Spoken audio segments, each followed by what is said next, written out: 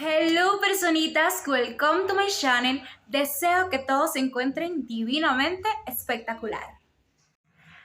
Y nuevamente tenemos una semejanza entre República Dominicana y Cuba.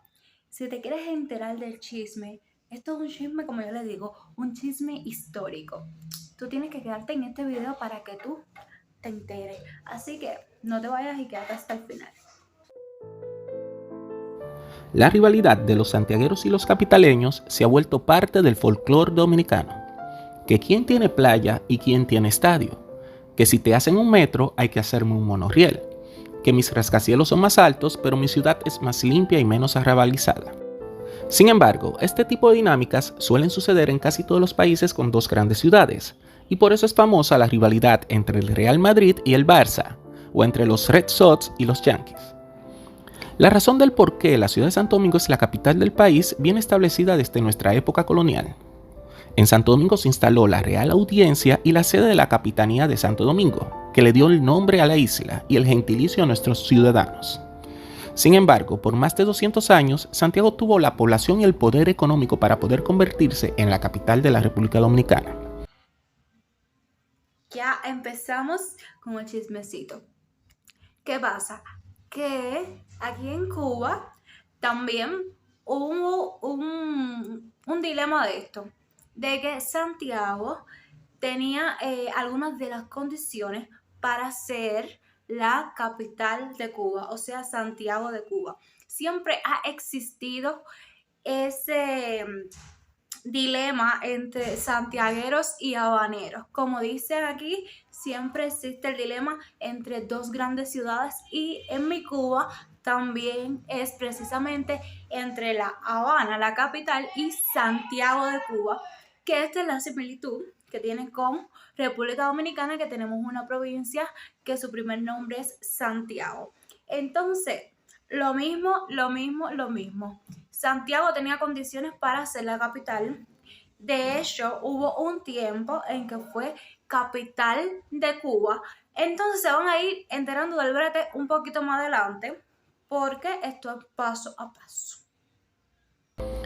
¿Por qué motivos Santiago no pudo dar este salto y quedó limitada a capital regional? Para entender este resultado debemos de sumergirnos en nuestra historia. En el primer siglo de nuestra colonia quedó establecido con celeridad que Santo Domingo era el asentamiento favorito por los españoles para concentrar su expansión inicial hacia América. Sin embargo, en el corazón del Cibao surgió una ciudad que pujó con fuerza, pero en este caso no hablamos de Santiago, sino de la ciudad de La Vega. La fiebre del oro por sus ríos provocaron la apresurada construcción de una ciudad alrededor del Fuerte de la Concepción, que llegó a ser tan rica que tuvo la primera casa que acuñaba monedas en el continente. Sin embargo, en muy pocas décadas se acabó el oro fácil que aparecía en los ríos, así que una mayoría de la población de La Vega emigró a los nuevos territorios conquistados en el continente. El golpe de gracia de este asentamiento lo recibió en el terremoto del año 1562, que destruyó a La Vega y el Santiago de Jacagua, acabando con gran parte de la población que les quedaba. A ver, en Cuba tenemos también las fortalezas que fueron construidas por los españoles, que fue la fortaleza de los Tres Reyes del Morro, el castillo de los Tres Reyes del Morro, y pues que ese se encuentra ubicado en La Habana. Y tenemos también la de Santiago de Cuba, que es la fortaleza del Morro. Se construyeron para protegerse de las fuerzas marítimas que venían, para apoderarse de la isla y todas esas cosas. Entonces yo creo que esta otra similitud, dado a que los dominicanos, ustedes, también fueron colonizados por los españoles, y creo que esto es algo que se ve en todas las colonias en todos los países que han sido colonia española. En el siglo XVII, con la llegada de los franceses, los ingleses y los holandeses al Caribe, se provocaron las devastaciones de Osorio, donde toda la población al norte y al oeste del poblado de Santiago debía de ser destruida. Esto provocó que Santiago se convirtiera en una especie de poblado fronterizo. Desde su última catástrofe, a Santiago le había tomado 100 años para poder crecer hasta las 200 casas y superar los 1000 habitantes. Sin embargo, los piratas de la Tortuga y los vecinos franceses saquearon y quemaron en 2 ocasiones a la villa de Santiago. Se le tuvo que pedir a la metrópolis familias nuevas que quisieran vivir en Santiago, ya que ningún local quería vivir allí. Con el acuerdo de paz con los franceses se restablecieron las poblaciones de Montecristi y Puerto Plata con familias canarias, así que el Valle del Cibao dejó de ser la frontera externa de la colonia. Sus excelentes tierras para la agricultura atrajeron en el siglo XVIII una importante migración de gallegos y portugueses, que le dieron el acento característico al cibaeño. Sus excelentes tierras para la agricultura atrajeron en el siglo XVIII una importante migración de gallegos y portugueses, que le dieron el acento característico al cibaeño. A ver, Cuba es una isla, por lo tanto se caracteriza por tener tierras muy fértiles. Y esto se ha visto y se ha puesto de manifiesto a lo largo de la historia. Y por lo tanto era la agricultura una de las mayores fuentes de ingresos que tenía Cuba. Actualmente existen tierras, o sea, desoladas que no tienen, pero ni esta plantación por falta de fertilizantes, por falta de muchísimas cosas, y es realmente una pena que tierras tan fértiles estén en desuso con tanta necesidad que hay en el país con el tema de la alimentación. Es realmente esto, vaya. Como la riqueza estaba en las tierras, pocos de los nuevos pobladores del Cibao mostraban interés de vivir en los pueblos, aparte de conocerse los riesgos. Aunque el epicentro de toda esta repoblación fue la ciudad de La Vega, fue Santiago, la villa cibaeña, que resurgió como la más preponderante. Entre los elementos que empujaron a Santiago sobre las villas cercanas estaba su caudaloso río, el Yaque del Norte, y su importante centro de acopio de tabaco. Cuando Dessalines y Christopher corretearon a los franceses hasta el interior de nuestra colonia a principios del siglo XIX, tropezaron con las formidables murallas de Santo Domingo. Llenos de ira y venganza, las tropas invasoras decidieron retirarse por el Cibao, no sin antes asolar a cada pueblo indefenso que encontraron en su camino.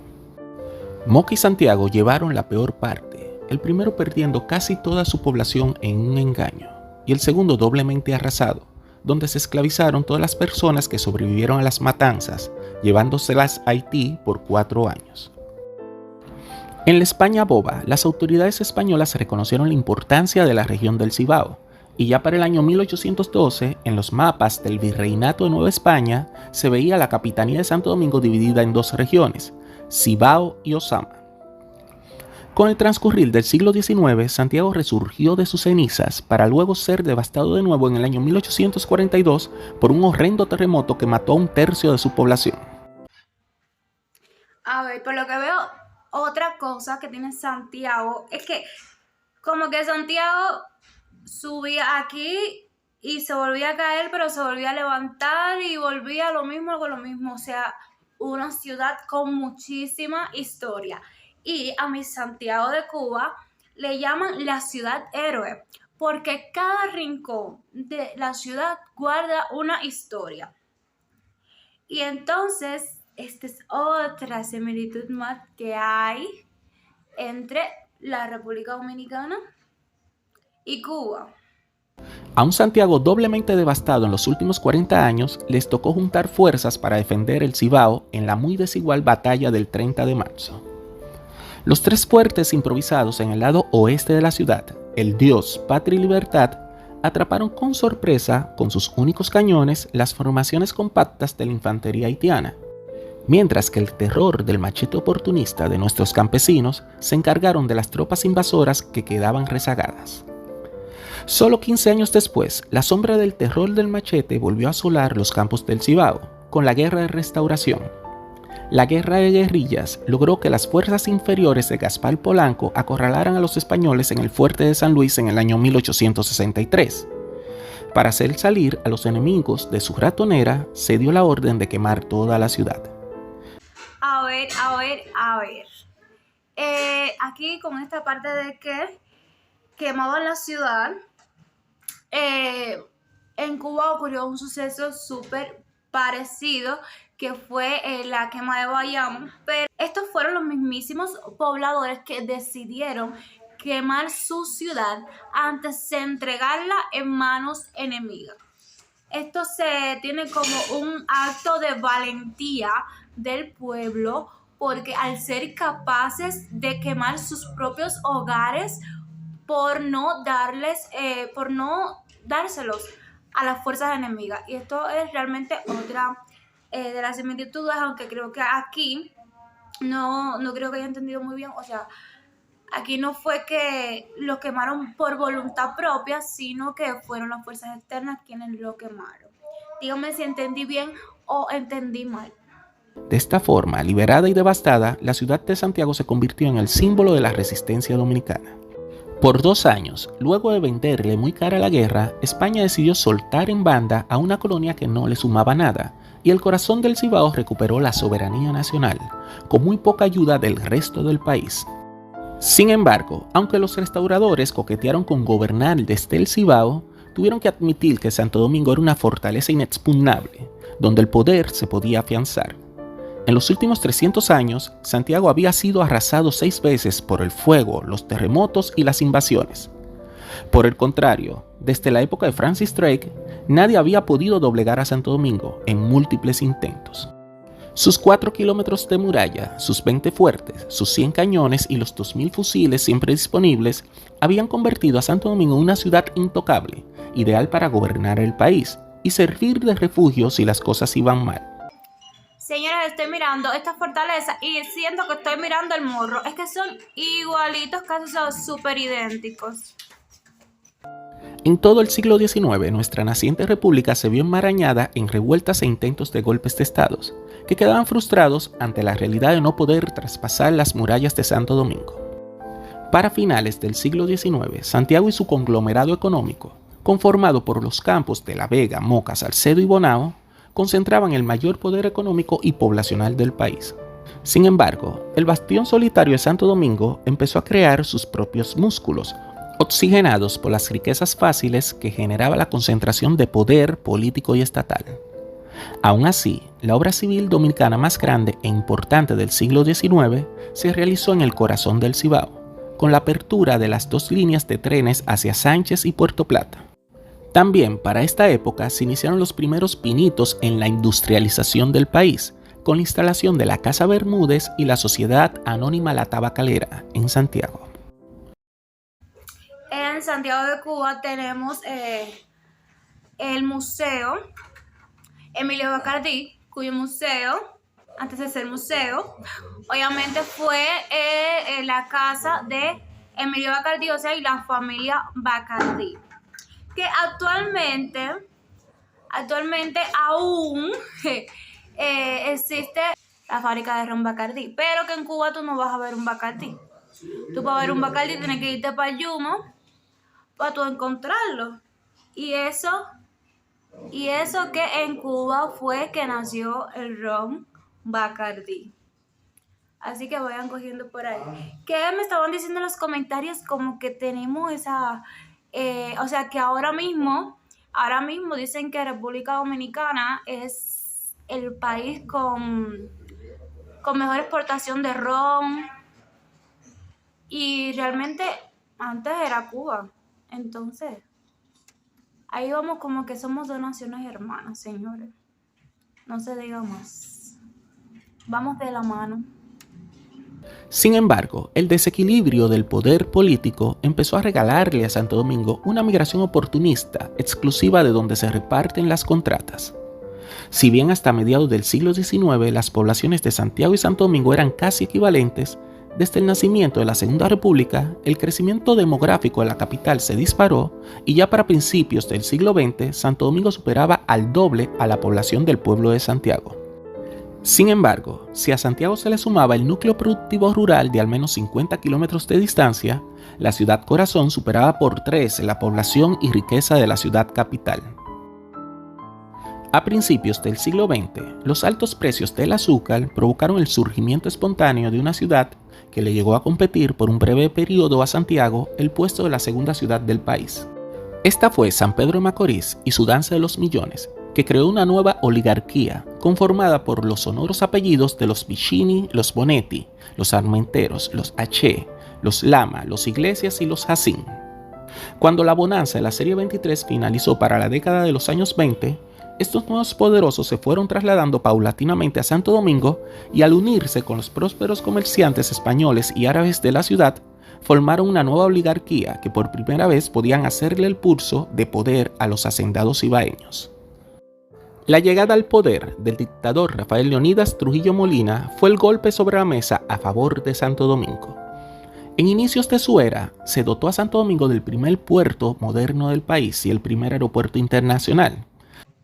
Aquí está el punto y la salsa del asunto.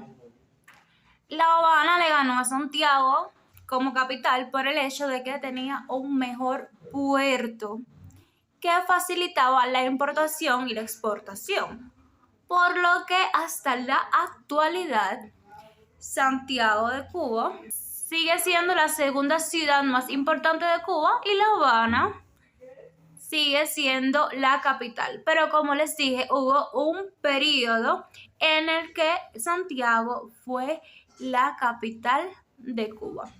Entonces yo creo que hasta aquí, hasta esta parte está el video, tenemos la información que yo quería que vieran. Y pues realmente cuando yo empecé a reaccionar a República Dominicana, jamás de los jamases me imaginé que hubiera tantas similitudes con Cuba. Y al yo ver esto, y más que yo soy amante empedernida de la historia universal, ya sea la de mi país y la del país que sea, yo soy amante de la historia, me encantan los chismes históricos, como yo les digo, jamás me imaginé encontrarme tantas similitudes entre estas dos naciones hermanas. Señoras y señores, si has llegado hasta este minuto del video, espero que le des like, te suscribas al canal si aún no lo has hecho, porque yo no sé qué estás esperando. Y nos vemos en un próximo video. Déjame tus sugerencias aquí abajito, qué quieres ver, a qué quieres que reaccione y todas esas cosas. Besos y bendiciones. ¡Gracias!